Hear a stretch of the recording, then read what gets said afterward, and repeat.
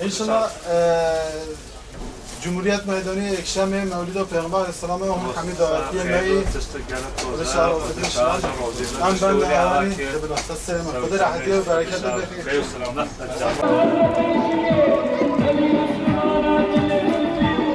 Ey Hazreti Muhammed aşıkları, ey peygamber sevdalısı Şırnak halkı,